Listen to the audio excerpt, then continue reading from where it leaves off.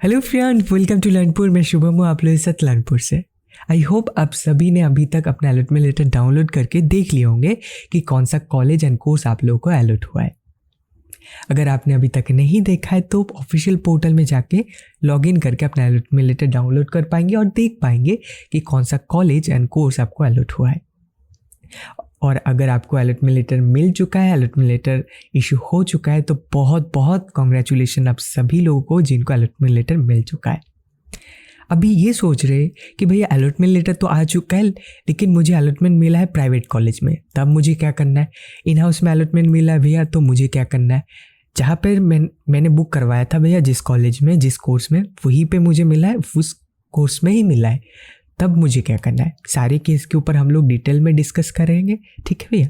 तो वीडियो शुरू करने से पहले मैं बहुत बहुत धन्यवाद देना चाहूँगा आप सभी लोगों को कि आप कितने सारे प्यारे प्यारे कमेंट्स के लिए, एंड आप सभी ने मेरे साथ शेयर किया कि भैया मेरा जो पसंद का कॉलेज था वही मिला, पसंद का कोर्स मिला, इन हाउस में मिला। तो ये सारी चीज़ें जो आप लोगों ने मेरे साथ शेयर किया एंड सोचा कि भैया के साथ शेयर करना चाहिए, तो देख के बहुत बहुत ज़्यादा खुशी हुआ, क्योंकि मैंने वीडियो में ऐसे कुछ बोला नहीं था, लेकिन आप लोगों ने शेयर किया मेरे साथ, देख के बहुत ज़्यादा खुशी हुआ। एंड सबसे बड़ा जो खुशी हुआ देखिए वो है कि आप लोगों को वही मिला जो आप लोगों को चाहिए था, ठीक है।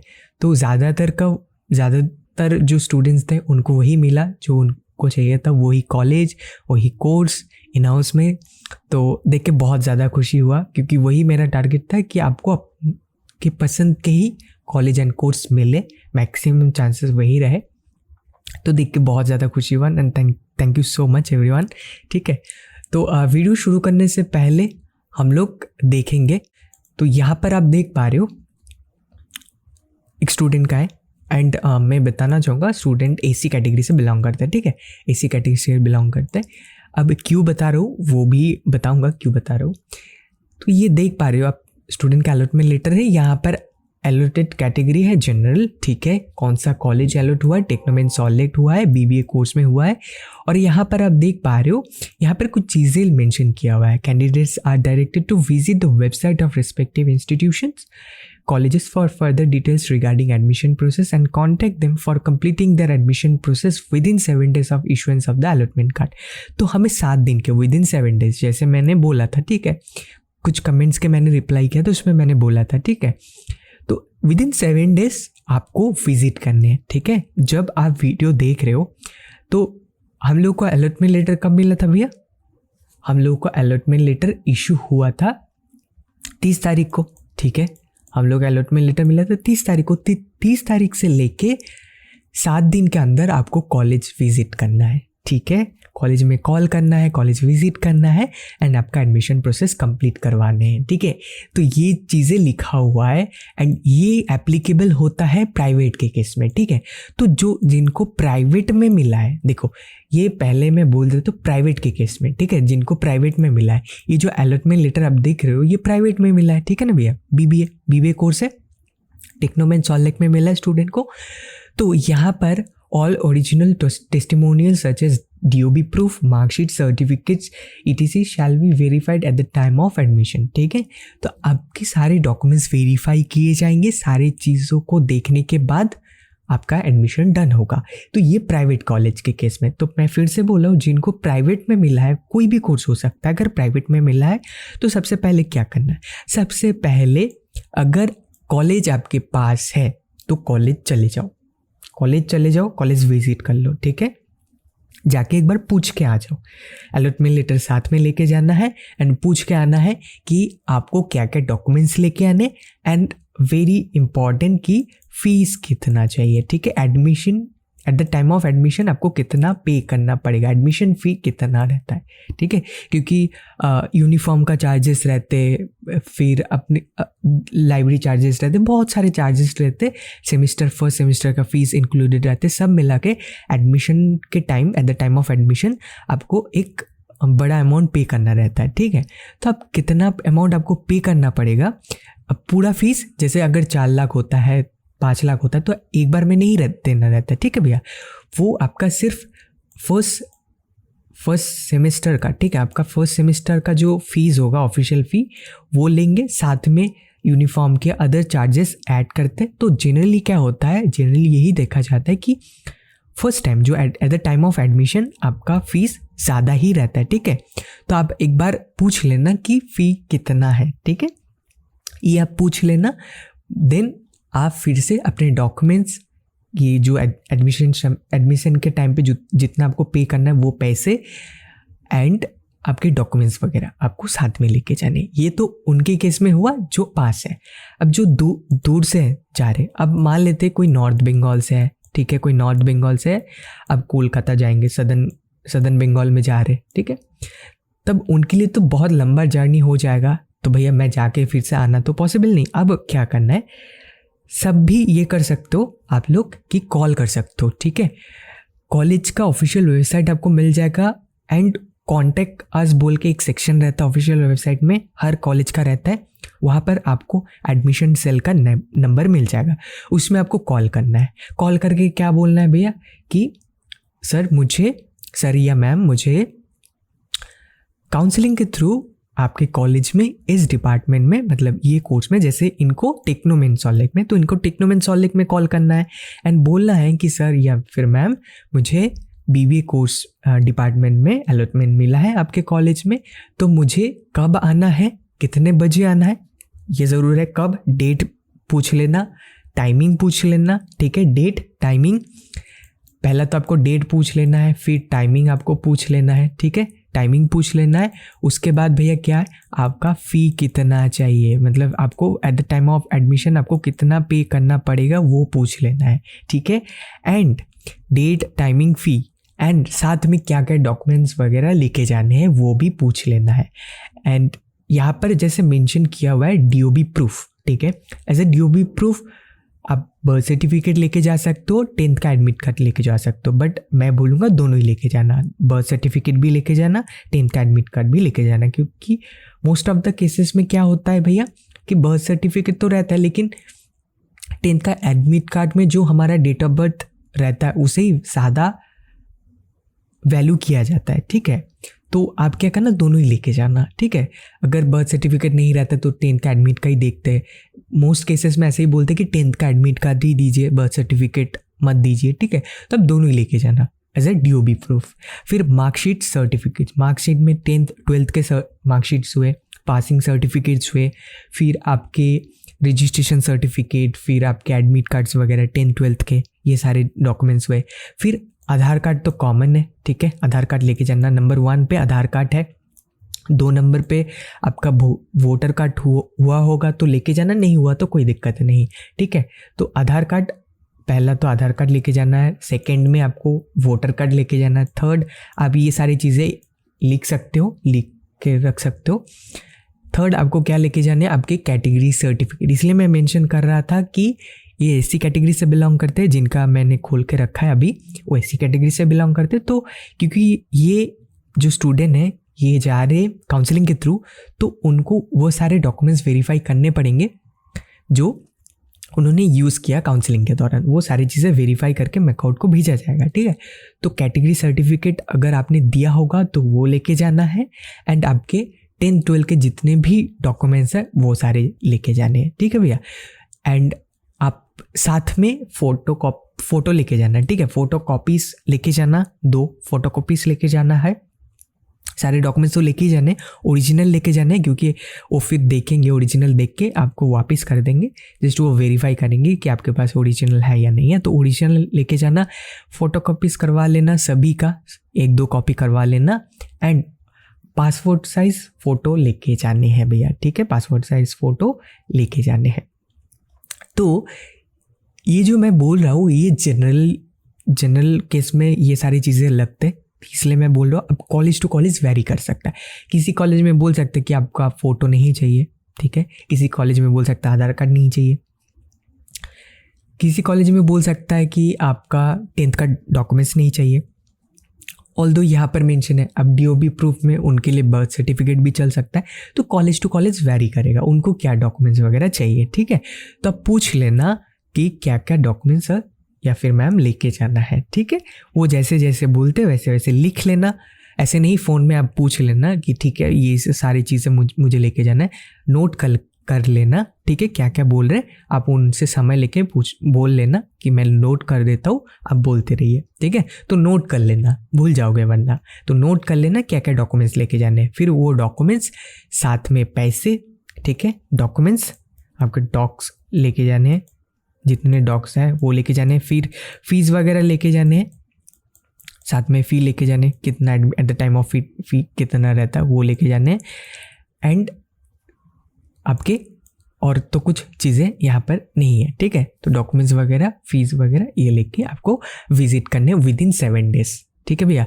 तो यही सारी चीज़ें हैं जो आपको करने हैं और कुछ नहीं। बाकी वहाँ पर जब चले जाएंगे, एडमिशन डिपार्टमेंट रहता है, एडमिशन सेल रहते हैं हर कॉलेज का, तो आप जाके पूछ लेना एडमिशन डिपार्टमेंट कहाँ है, एडमिशन सेल कहाँ है, वहाँ जाके आप बात करना, ठीक है। एंड कॉलेज से पहले आप फ़ोन में बात कर सकते हो, ठीक है।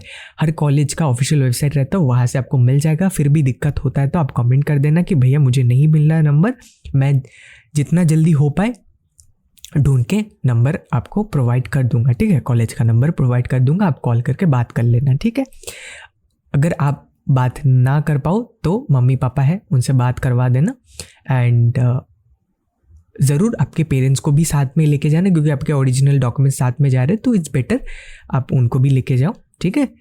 आप अकेले जाओ, अगर अकेले जा पाओ तो बहुत बढ़िया, अगर ऐसा लगे, ठीक है, कि भैया थोड़ा दिक्कत हो सकता है तो आप मैं बोलूँगा इट्स बेटर कि आप पेरेंट्स को लेके जाओ साथ में।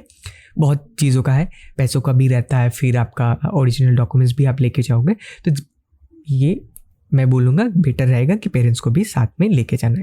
इस मौके में वो भी देख लेंगे आपका कॉलेज, ठीक है, उनका भी एक टूर हो जाएगा आपके कॉलेज का। तो ये सारी चीज़ें करने भैया, आई होप ये सारी चीज़ें क्लियर हो गया। तो विद इन 7 डेज आपको कॉन्टैक्ट करना, जब भी आप वीडियो देख रहे हो तुरंत जाके क्या करना, कॉल करना, कॉलेज में कॉल करना है जो भी। तो जब मैं वीडियो मेरा पब्लिश हो जाएगा तब मंडे, ऑलमोस्ट मंडे हो जाएगा, तो मंडे तो सब कुछ खुला रहेगा, तो आप कॉल कर लेना तो वो उठा लेंगे, एंड उनको आप सारी चीज़ बताना, एंड फिर डॉक्यूमेंट्स वगैरह क्या चाहिए वो पूछ लेना, एंड फीस कितना चाहिए ये सारी चीज़ें पूछ लेना। फिर वहाँ जब आप पहुँच जाओगे ना भैया, तो वो सब आपको बोल देंगे कैसे क्या करना है, किधर जाना है किधर नहीं जाना है, सारी चीज़ों को अच्छे से बोल देंगे, ठीक है। वो सब कुछ प्रोसेस करवा देंगे, आपको कुछ टेंशन लेने की ज़रूरत नहीं। आपका सिर्फ क्या क्या चीज़ें रेडी होना चाहिए, आपका डॉक्यूमेंट्स वगैरह एकदम रेडी होना चाहिए, ठीक है। ये भी पूछ लेना कि आपको फ़ोटोकॉपीज़ चाहिए, ठीक है। ओरिजिनल तो लेके जाना है, उसके साथ फ़ोटोकॉपीज़ लेके जाना है, अगर लेके जाना है तो फ़ोटोकॉपीज़ वगैरह करवा लेना, ठीक है। देन पासपोर्ट साइज़ फ़ोटो चाहिए या नहीं चाहिए वो भी पूछ लेना, ठीक है। मैक्सिमम केसेस में ऐसा रहता है कि मांगते हैं, ठीक है, 1-2 कॉपी फ़ोटोज़ वगैरह मांगते हैं। अब हो सकता है कोई ना मांगे, कोई बोले कि ठीक है अभी नहीं चाहिए, बाद में चाहिए, बाद में दे दीजिएगा। तो ये कॉलेज टू कॉलेज वेरी करता है, ठीक है, उनके प्रोसेस के ऊपर वेरी करता है। तब पूछ लेना, ठीक है। फ़ोटोकॉपीज़ चाहिए, अगर चाहिए तो करवा लेना, नहीं चाहिए तो बहुत अच्छे।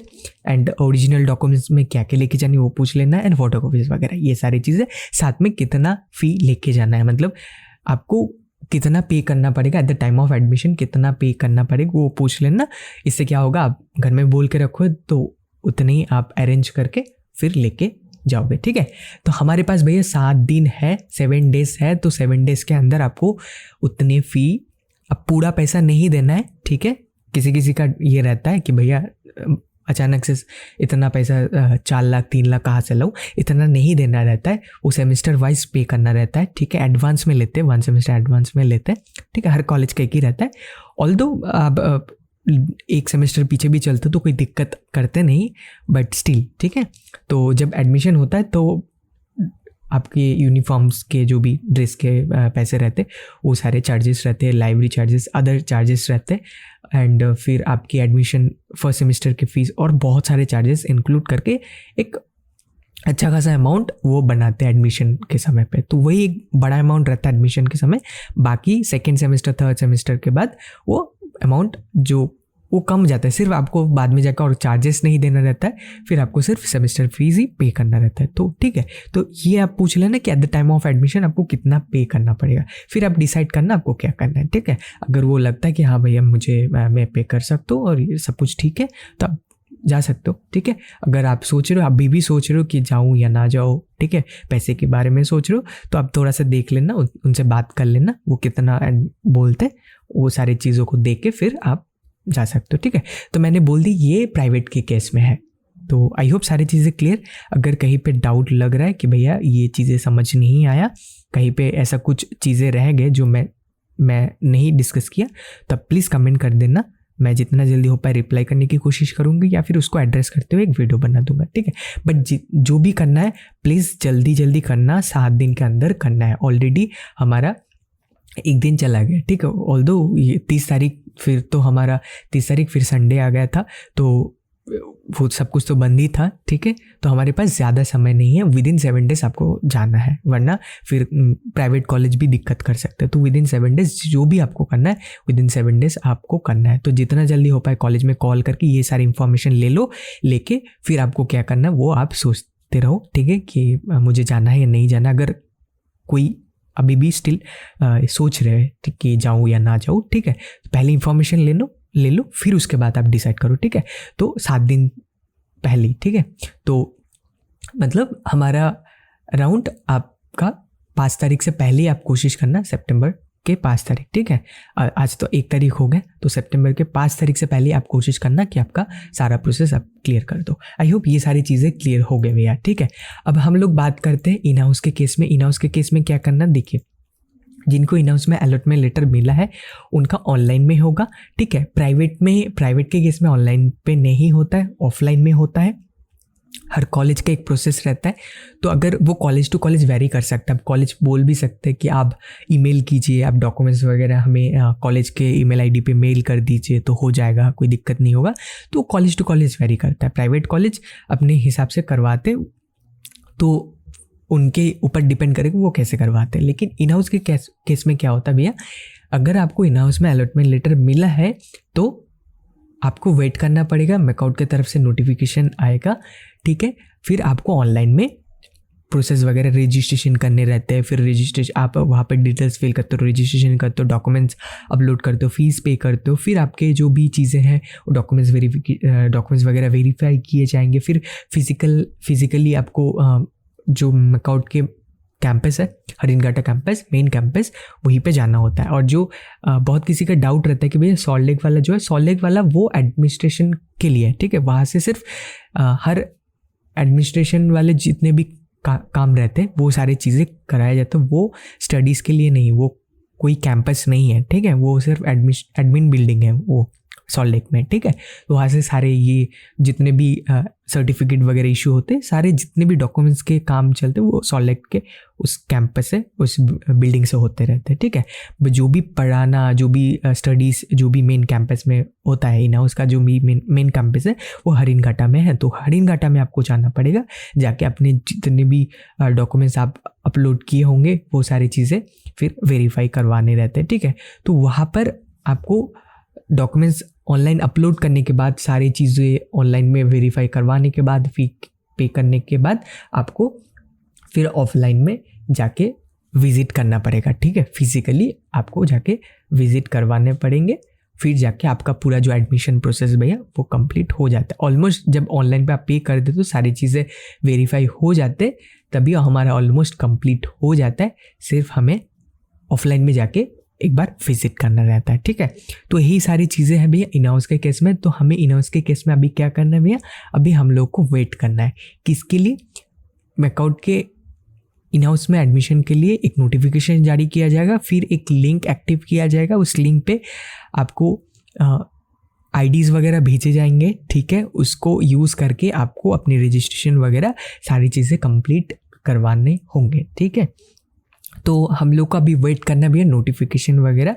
मैकआउट से बहुत जल्दी नोटिफिकेशन आ रहा है इसके ऊपर, तो वो नोटिफिकेशन आप जब भी आ जाता है मैं शेयर कर दूंगा, ठीक है। फिर आप सारी चीज़ें कर लेना, फिर अपना जो भी फीस वगैरह है वो आपको ऑनलाइन पे करने पड़ते, तो ऑनलाइन ही होता है इन हाउस का, सारी चीज़ें ऑनलाइन रहेंगे, तो कोई टेंशन नहीं है।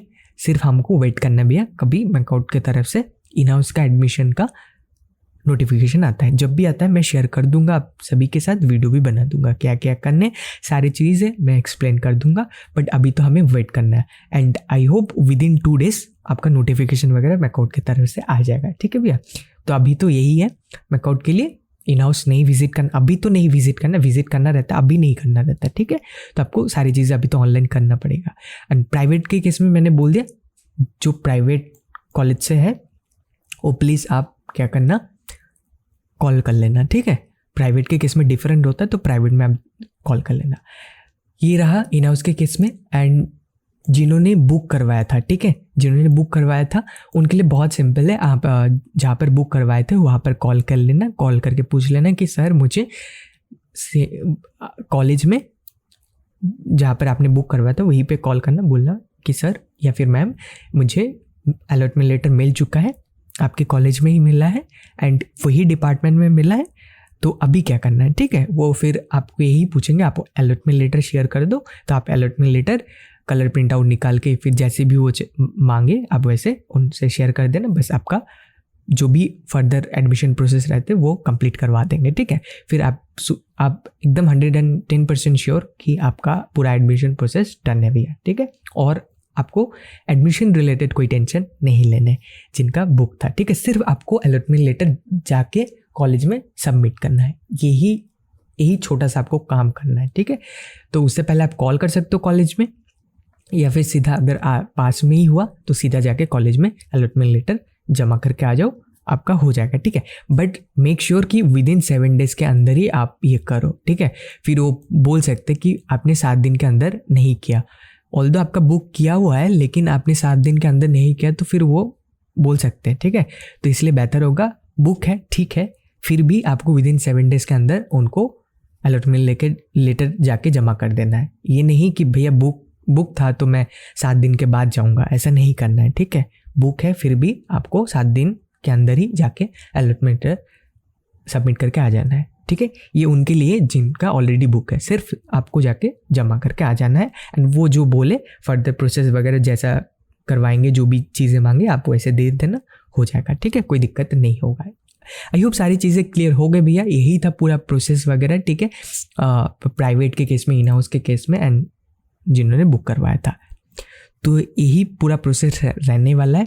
एंड अगर कहीं पे ऐसा कुछ चीज़ें मैं मिस कर दिया, डिस्कस नहीं किया, प्लीज़ बताना। ठीक है, तो आज का वीडियो भैया यहीं पे ख़त्म करते हैं। एंड इन हाउस के केस में जब भी नोटिफिकेशन आता है, तो अभी तो देखो, अभी मेन क्या है, अभी जो जिनका प्राइवेट में हो गया, तो प्राइवेट के केस में अभी और आपको कोई फर्दर नोटिफिकेशन, कोई चीज़ें फॉलो नहीं करना पड़ेगा। ठीक है, आपका एडमिशन डन हो गया एंड बाकी जो भी चीज़ें होंगे वो कॉलेज फॉलो करेंगे। ठीक है, अब नेक्स्ट जो रिस्पॉन्सिबिलिटी है आपका रजिस्ट्रेशन करवाना, फिर सारी चीज़ें वो कॉलेज के ऊपर है। ठीक है, वो कॉलेज के ऊपर छोड़ दो, आपको और कुछ नहीं करवाना है प्राइवेट के केस में।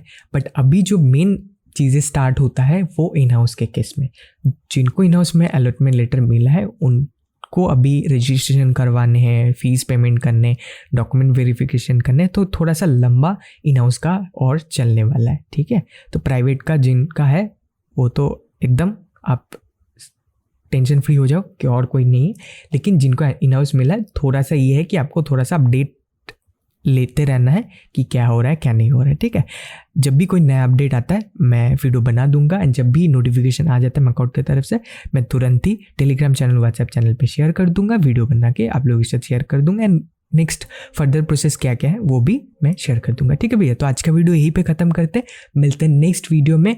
तब तक के लिए बहुत अच्छे रहिए, बहुत अच्छा करते रहिए, बाय बाय, टाटा, टेक।